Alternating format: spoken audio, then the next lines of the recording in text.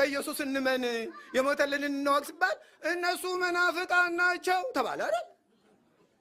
ወይ የተዛወረ ነገር አለ። እዚህ ተመልከቱት እንግዲህ እንዴ ለመሆኑ ምን አብዶ ነው? ከዚህ በፊት በወሬ ነበር የምሰማው ይሄን ነገር እንዴ ማርያም ከሌለች ኢየሱስ የለም፣ ኢየሱስ ከሌለ ስላሴ የለም፣ ስላሴ ከሌለ እግዚአብሔር የለም ይላሉ አሉ። እንዴ ባካችሁ ዝም በላችሁ ምን ሰው ነው እንዲህ የሚላሉ? አይ እንግዲያውስ ከፈለክ እንልክልሃለን ተባልኩና ተላከን። መላልሼ ባዳምጠው እንደዛ ነው የሚለው። ይሄ መወገዝ የለበትም። ይሄን ያልጠበቀ ጳጳስ ምን ይጠብቃል? ምንድነው እሱ? በዚሁ እኔ እዚሁ ሀገር ይመስለኛል እዚሁ አሜሪካ ነው አይደል? የት እንደሆነ አላውቅም፣ ብቻ ዩቲዩብ ላይ ነው ያየሁት። ማየት ትችላላችሁ። ይሄው እግዚኦ የሚያሰኝ ነው ባደርጉት። ማርያም ከሌለች ኢየሱስ የለም፣ አለ ማርያም ደግሞ ዓለም አይድንም። ይሄን ሁሉ ስትሰሙት እንዴ እመቤታችንን ስለወደድን እንደፈለገ ቢያረጉን በቃ እሺ ብለን መቀበል አለብን እንዴ? ልክ የለውም፣ መጠን የለውም። አስተውል። እኔ እንዲህ ተሰምቶኝ የምናገረው ያቅሜን ያህል እጅ ለእጅ ተያይዘን እንዳን ብዬ እንጂ ይሄ እኔን መናፍቅ አይደለም። ሌላም ነገር ይበሉ፣ የፈለጋቸውን ይበሉ። ግን ይሄ ነገር ትክክል ነው። እናንተ ስታዩት በኢትዮጵያ ቤተክርስቲያን እንዲህ ሲሰበክ አንድም ሰው አስተያየትም ኮሜንትም አልጻፈበት፣ ዝም በቃ እንደ የተቀየሙ ሰዎች ምናልባት ከዛ ውጭ የሆኑ ሰዎች መወገዝ የሚገባው ይሄ ነው ብሎ አንድ ሁለት ሰዎች ብቻ እንትላሉ እንጂ እውነት ይሄ መቼም በዚህ ክፍለ ሀገር ከሆነ በምድር አሜሪካ ያው ስንት ጳጳስ አለ እዚህ የተቀመጠው።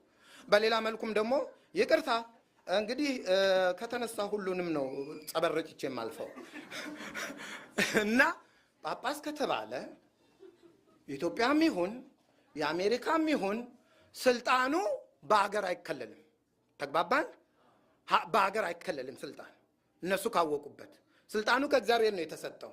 የትም ሀገር ሄደው ማስተማር፣ ሃይማኖቱን ማቅናት፣ የተሳሳተውን ማረም ይችላሉ። አይመለከተኝም ሊሉ አይችሉም።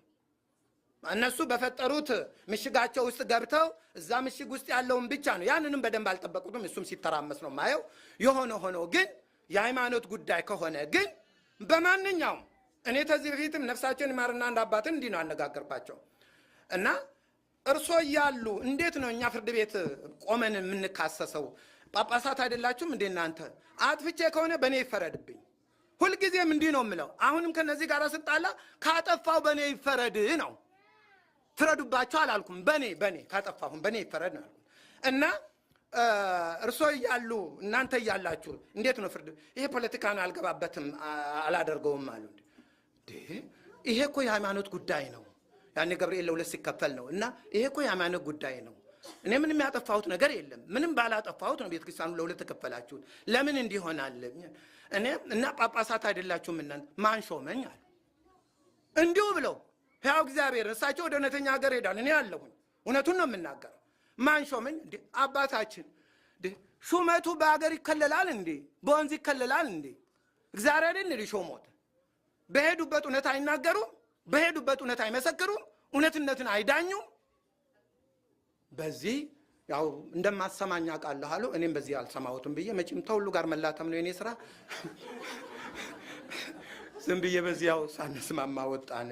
አሁንም ደግሞ ልብ አድርጎት እንግዲህ ይሄ እንዲህ ይባላል። ይሄ ከትላንት ወዳ ነው እኔ ሰማሁት። እኔ ከራሴ አውርጃለሁ። እንዲህ አይባልም በፍጹም በምንም ተአምር። ይሄ ክህደት ነው። ለኢየሱስ መኖር የማናም መኖር ነው የሚያስፈልገው። ምን ማለታችን ነው? እንዴት ነው እያወራን ያለ ነው? ምን አይነት የዞረበት ሰው ነው ይሄ? እና እንዲህ ብሎ አስተማረ። ይሄንን ሲናገር እንደማረም ለዚህ ነው የቀደመችውን መንገድ ላይ ቁሙና ጠይቁ የተባለ። ይሄ ከእውነት የወጣ ማንም አርመውም ማንም አይቃወመውም። የመጽሐፍ ቅዱሱ እውነት ግን ይሄ ነው ብለን በምንልበት ጊዜ ግን ሌላ ታሪክ ነው የሚያወሩት። ስለዚህ መንገድ ላይ ቁም ማለት ቅዱሳን አባቶቻችን ከኛ በፊት ያለፉ ብዙ ሰዎች ስራ ሰርተው አልፏል። በዕብራውያን መልእክቱም ብዙ ሰዎች እንደውም ቀን ያጥረኛል ነው ያለው ጸሐፊው። ቀን ያጥረኛል ብዙ ሰዎች ስራ ሰርተዋልና ስለዚህ እነሱ መናገር እነሱ ስራ ሰርተው በእውነተኛ መንገድ ላይ